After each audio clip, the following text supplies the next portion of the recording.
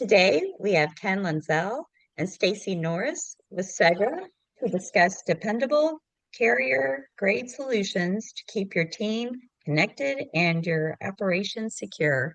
Welcome. Thank you. Thank you. Go ahead, Stacey.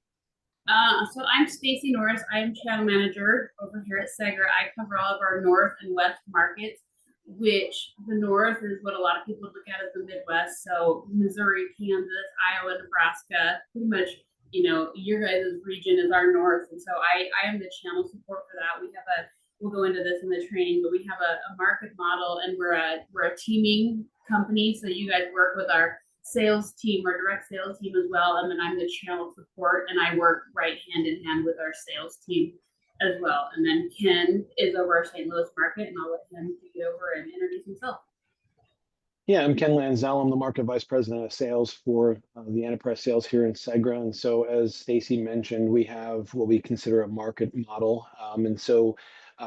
My responsibility is both from the sales perspective, kind of a general manager kind of role within the marketplace, but we make all of our decisions in our specific markets.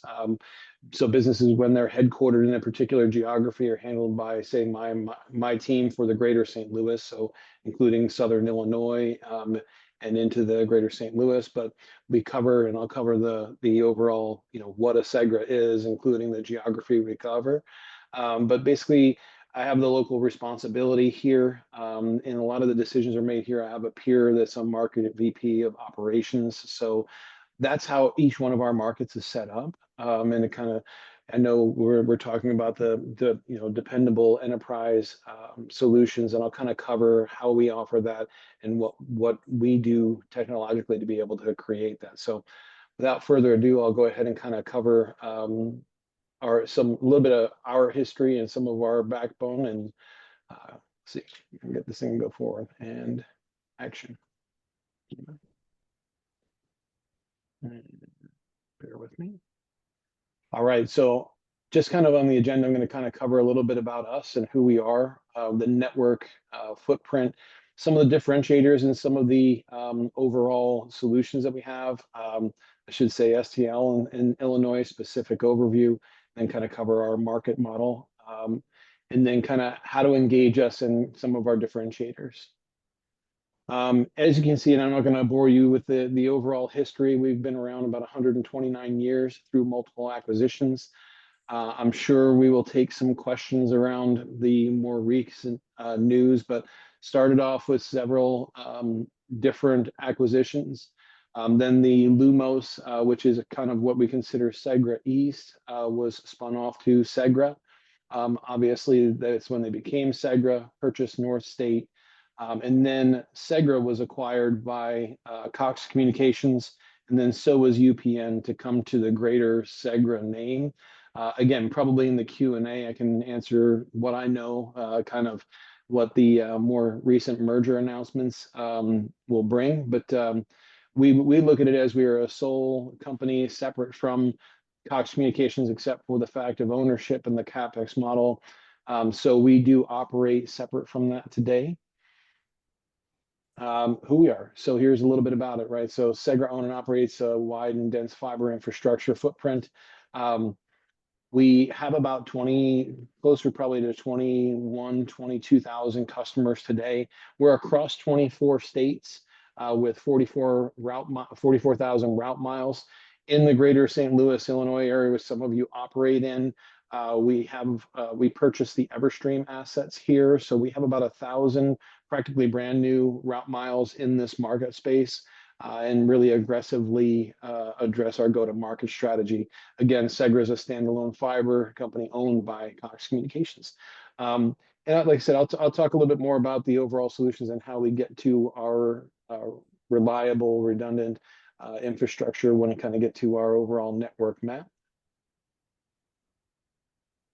Again, so in our market space, we have close to 500,000 on-net and near-net buildings.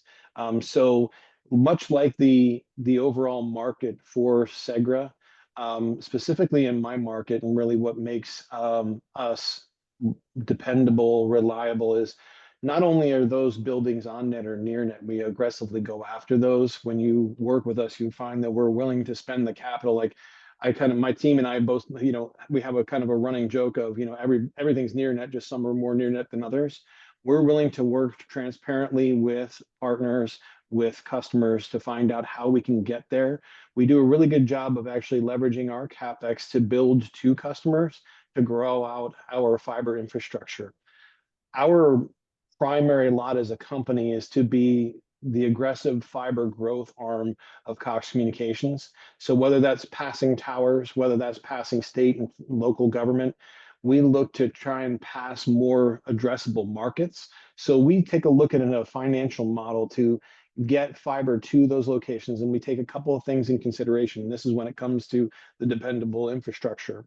We take a look at how many carrier sites we pass, how many K through 12 locations we pass, what the total addressable market we pass.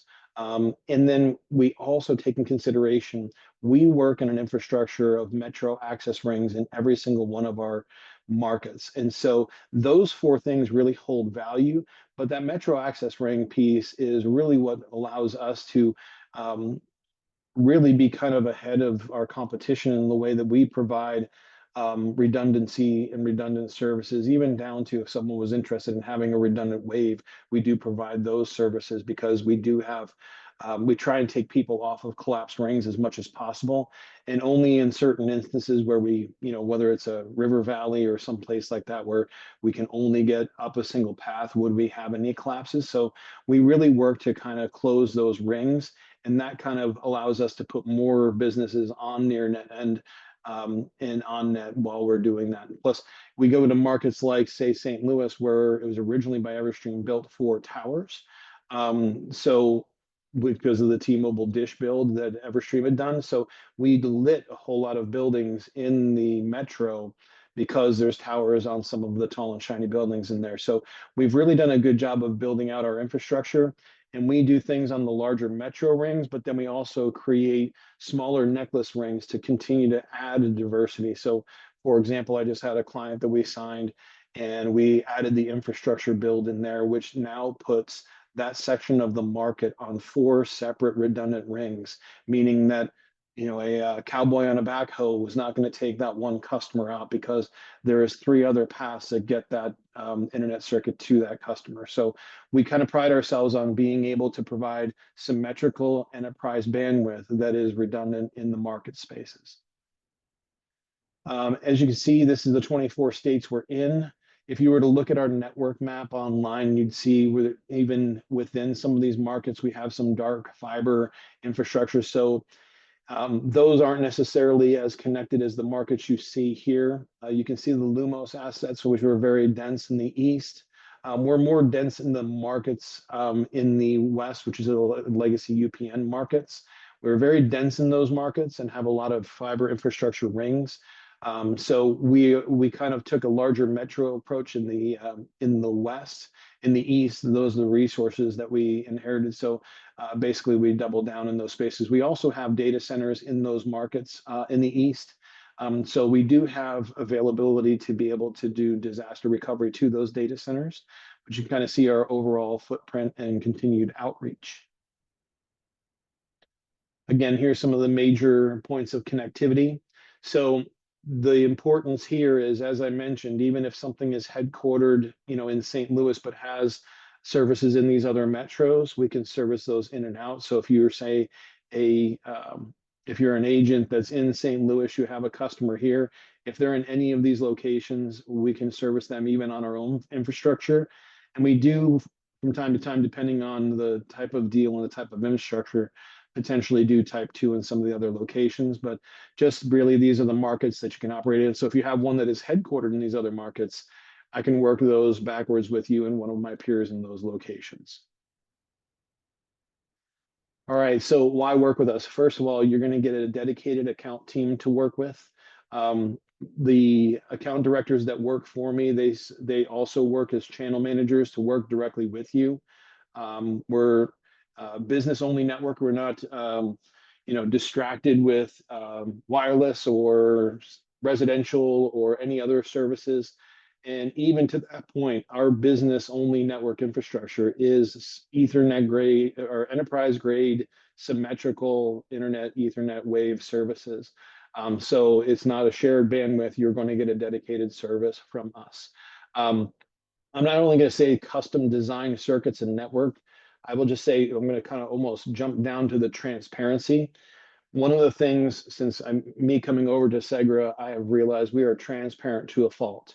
If you need to see it, if your client needs to see KMZs of where the network goes to provide diversity or know which type of switch we're going to be on or what paths to go on, we're going to share that with you. We're going to be able to share that with your customers. Even on certain type twos, we go to bat on behalf of our customers to be able to provide those network maps and that transparency that your clients want and need to see for them to design theirs. So you're going to get basically truth and transparency from us.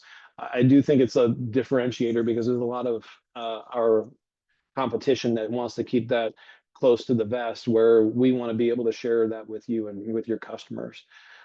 We do strive to provide the last mile into each building. So sometimes when I get quotes or come from the quote desk from the channel, we give the price and they're like, well, how much is it to get into the building? It's like, well, no, that's included. Well, how much is it to, what's the NRCs? It's like, no, we build that last mile into there.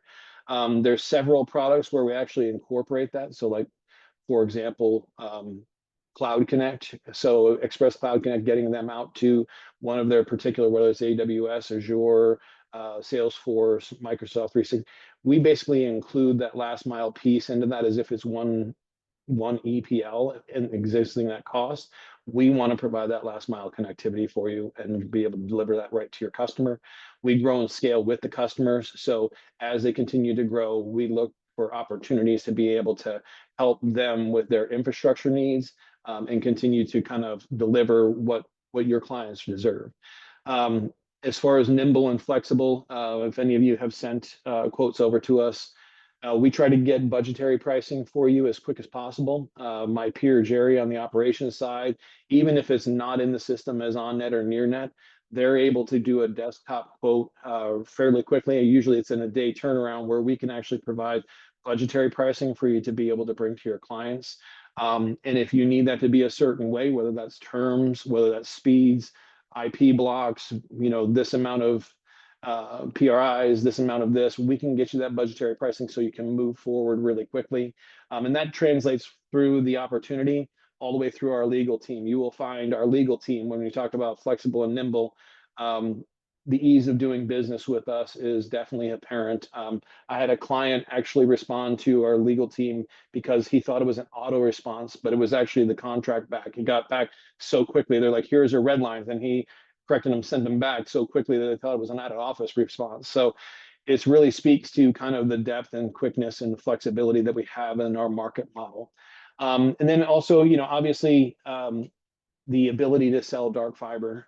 As far as carriers go, we're one of the few, especially with our depth of infrastructure, that will offer dark fiber. We even look in and out of our metro areas because, like I said, if you were to look on our map, you'd see these islands of municipalities that we've been able to offer dark infrastructure to. So we do that even on commercial, in municipalities, you name it, we will offer that. So let's see, get this to the next one. Okay, so some of our solutions, obviously the obvious ones: internet, Ethernet, dark fiber, wavelengths in and out of markets, SD-WAN, Express Cloud Connect. What I would say, and specifically in a lot of our metros, and what we really have become specialists at, is a lot of our large enterprise and medium enterprise clients typically have one end or two private data centers in their markets, and then they kind of go out to maybe a public data center. We have really mastered that connectivity for clients at an affordable rate, where we're either providing waves or EPLs in and out of those data centers so they can offer greater connectivity to their other multi-site locations. And we've really done a good job of providing a really good ecosystem, an environment for them to be able to house their critical applications, access their critical applications, but then also to be able to protect those. We have a lot of large customers that we've been working with, and continue to accelerate that as a stronghold in the marketplace. We also offer cybersecurity, so varying flavors of DDoS protection and firewall. And we do hosted voice, digital voice, and some POTS alternatives. So for your elevator lines and your alarm lines, we do provide alternatives to those.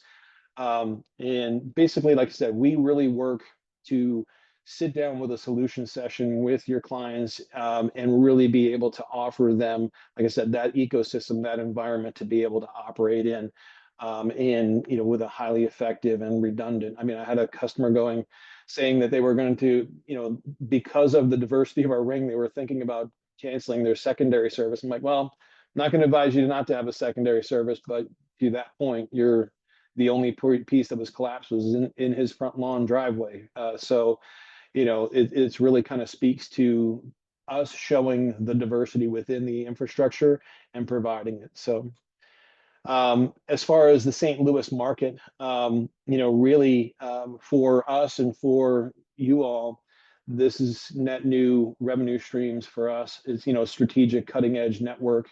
Again, 1,000 plus fiber route miles.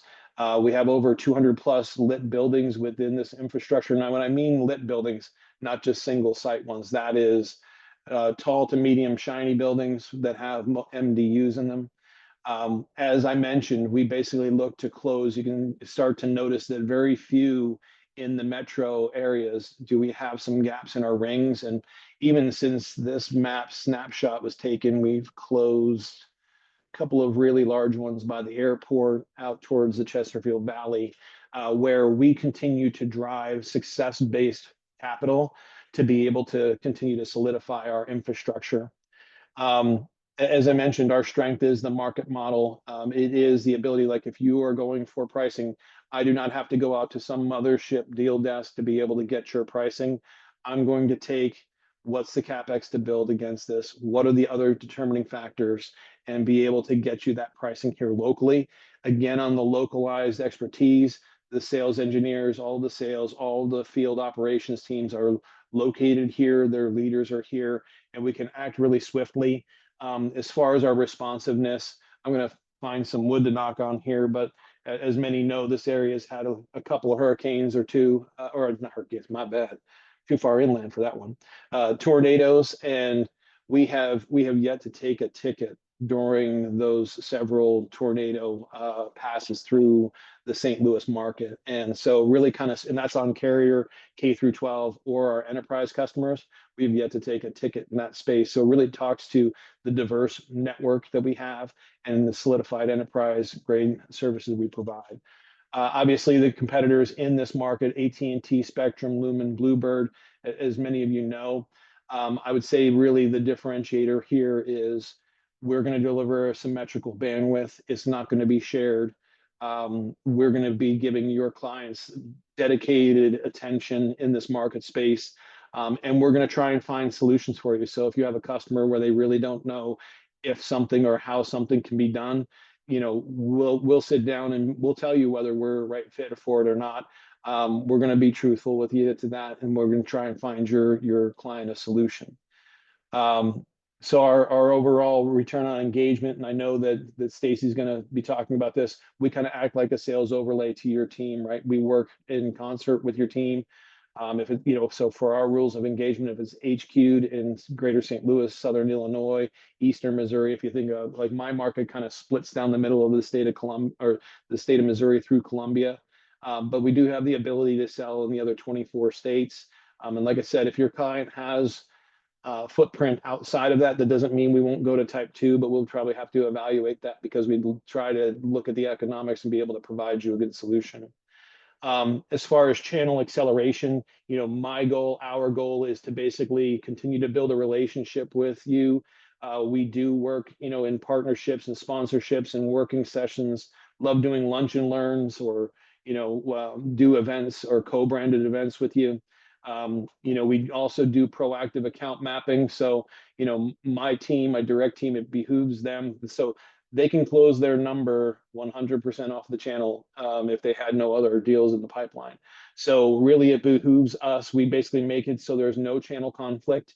We'll work with you on that. So, they have some dedicated prospects that they're supposed to approach.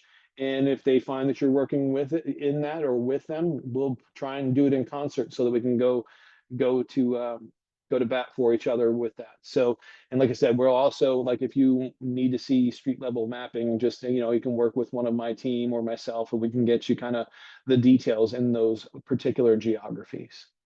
So without further ado, I think I'm going to hand it over to Stacy. All right.